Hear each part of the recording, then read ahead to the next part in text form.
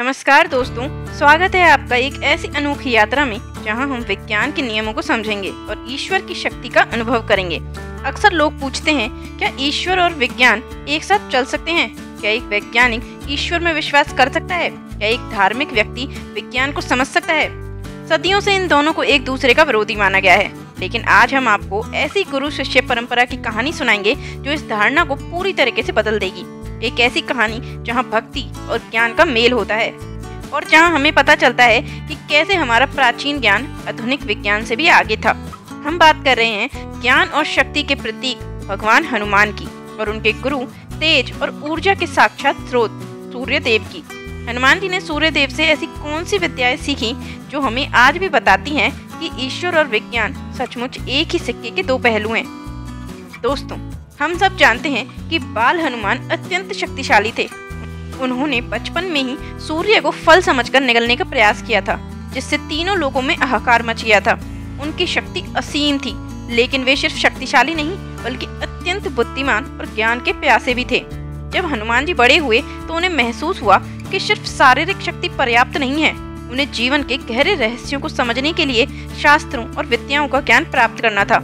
उन्होंने कई गुरुओं के पास जाकर शिक्षा मांगी, लेकिन कोई भी उन्हें पूरा ज्ञान देने में सक्षम नहीं था। तब उनके मन में एक विचार आया, सबसे बड़ा गुरु कौन हो सकता है? कौन है जो हर जगह मौजूद है, जो हर चीज का साक्षी है और जो निरंतर ज्ञान का प्रकाश फैला रहा है? और उन्हें जवाब मिला सूर्यदेव। सूर्यदेव जो इस पूरे ब्रह्मांड को प्रकाश देते हैं, जो जीवन का स्रोत हैं, जो समय के साक्षी हैं। उनसे बेहतर गुरु और कौन हो सकता है? लेकिन सूर्यदेव तो हर पल गतिमान रहते हैं, आकाश में विचरण करते रहते हैं। उनसे विद्या कैसे ग्रहण की जाए? यहाँ से शुरू होती है अद्भुत गुरु शिष्य परंपरा की कहानी, जो हमें ईश्वर और विज्ञान के अटूट संबंध का पहला संकेत देती है।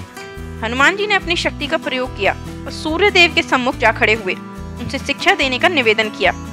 सूर्यदेव ने हनुमान जी की लगन और निष्ठा देखकर कहा, हे पवन पुत्र, मैं हर पल गतिमान रहता हूँ। मेरे लिए एक जगह रुककर शिक्षा देना संभव नहीं, तुम्हें मेरे साथ ही गति करनी होगी। हनुमान जी ने बिना सोचे समझे ये शर्त मान ली। कल्पना कीजिए उस दृश्य की। हनुमान जी सूर्य के सामने अपने शरीर को इतना फैलाए हुए कि वे सूर्य की ओर मुंह करके सूर्य के साथ ही आकाश में विचरण कर रहे थे। वे एक कदम भी पीछे नहीं हटे, ना ही उनकी आंखों ने एक पल के लिए भी सूर्य की चमक को छोड़ा। सूर्यदेव ने हनुमान जी को 9 प्रकार के व्याकरण, छंद, निरुक्त, ज्योतिषी, कल्प, शिक्षा, स्मृति, न्याय और धर्मशास्त्र और वेदों का गहन ज्ञान दिया। लेकिन सिर्फ किताबी ज्ञान नहीं, सूर्यदेव स्वयं ऊर्जा, प्रकाश और गति के प्रतीक हैं। उनसे शिक्षा का अर्थ था ब्रह्मांड के नियमों को समझना।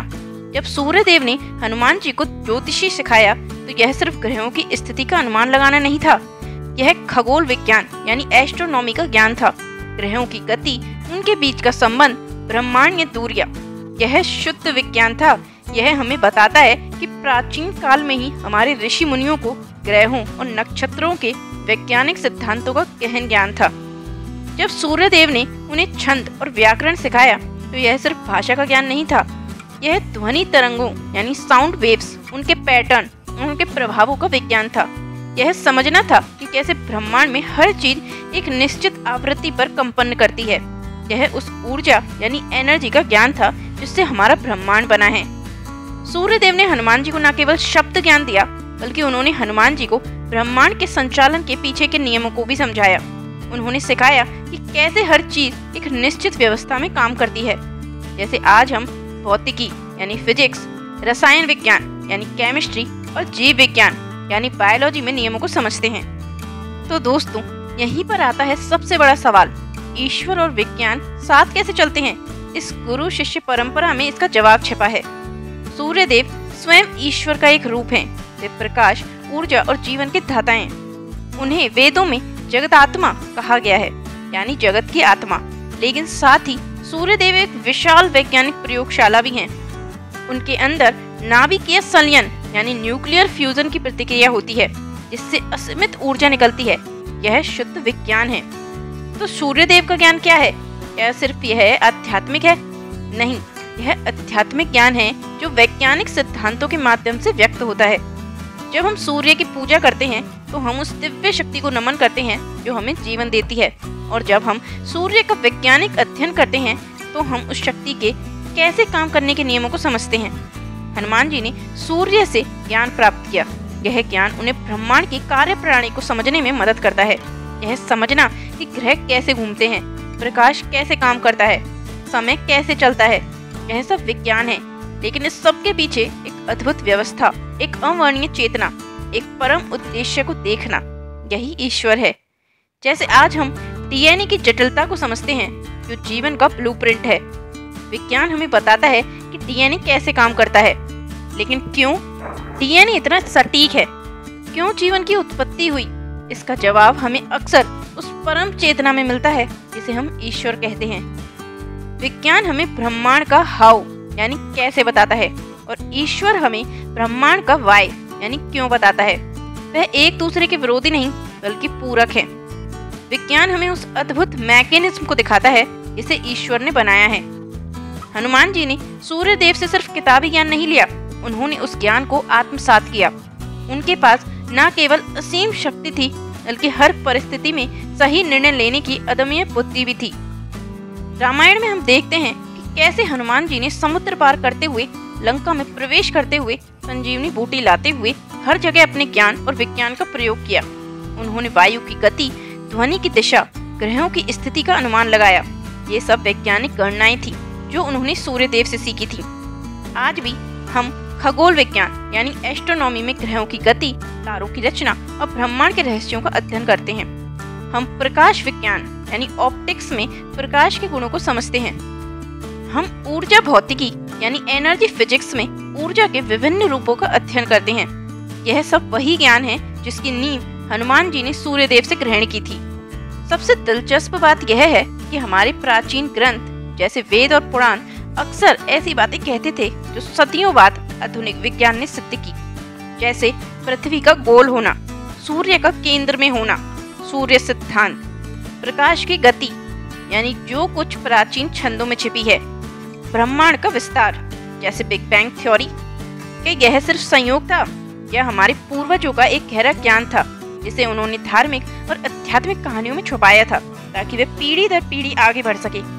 हनुमान जी और सूर्यदेव की कहानी हमें यही सिखाती है कि ज्ञान एक है, बस उसे व्यक्त करने का तरीका अलग अलग है।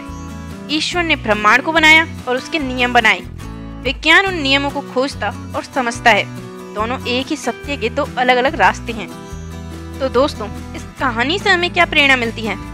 पहली, ज्ञान की कोई सीमा नहीं। हनुमान जी ने सबसे शक्तिशाली गुरु से भी ज्ञान प्राप्त करने की इच्छा रखी। हमें भी जीवन भर सीखने की ललक रखनी चाहिए। दूसरी, ज्ञान और शक्ति का समन्वय। हनुमान जी ने अपनी शारीरिक शक्ति को आध्यात्मिक और वैज्ञानिक ज्ञान के साथ जोड़ा। हमें भी अपने जीवन में संतुलन बनाना चाहिए, शारीरिक, मानसिक, आध्यात्मिक और बौद्धिक। तीसरी और सबसे महत्वपूर्ण, ईश्वर और विज्ञान साथ चलते हैं। ईश्वर ब्रह्मांड का रचयिता और नियम निर्धारक है। विज्ञान उन नियमों को समझने का उपकरण है। जब आप एक फूल को खिलते हुए देखते हैं तो आप उसकी वैज्ञानिक प्रक्रिया को समझते हैं, जैसे प्रकाश संश्लेषण, फोटोसिंथेसिस और सेल डिवीजन।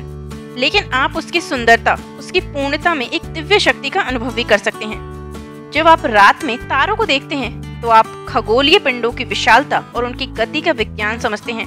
लेकिन आप ब्रह्मांड की असीम विस्तार और उसमें निहित रहस्य में एक अदृश्य शक्ति का आभास भी करते हैं, जिसे हम ईश्वर कहते हैं।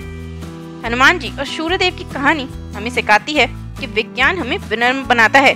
जब हम ब्रह्मांड की जटिलता को समझते हैं और ईश्वर में विश्वास हमें उम्मीद देता है जब हम जीवन के गहरे सवालों का सामना करते हैं। आप एक वैज्ञानिक हो सकते हैं जो ईश्वर की बनाई अद्भुत रचना में चमत्कार देखते हैं, और आप एक धार्मिक व्यक्ति हो सकते हैं जो वैज्ञानिक खोजों को ईश्वर की महानता के प्रमाण के रूप में देखते हैं।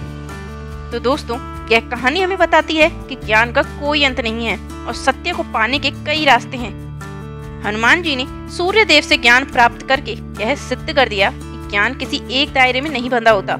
यह आध्यात्मिक भी हो सकता है और वैज्ञानिक भी, और जब ये दोनों मिलते हैं तो अनंत संभावनाओं के द्वार खुल जाते हैं। दोस्तों, हमें कमेंट्स में बताएं कि हनुमान जी और सूर्यदेव की यह कहानी आपको कैसी लगी। क्या अब आपको लगता है कि ईश्वर और विज्ञान एक साथ चल सकते हैं? इस वीडियो को लाइक करें, शेयर करें और ऐसे ही ज्ञानवर्धक और प्रेरणादायक कहानियों के लिए हमारे चैनल को सब्सक्राइब करना ना भूलें। अगली बार फिर मिलेंगे एक नई सोच और एक नए रहस्य के साथ। जय श्री राम, हर हर महादेव।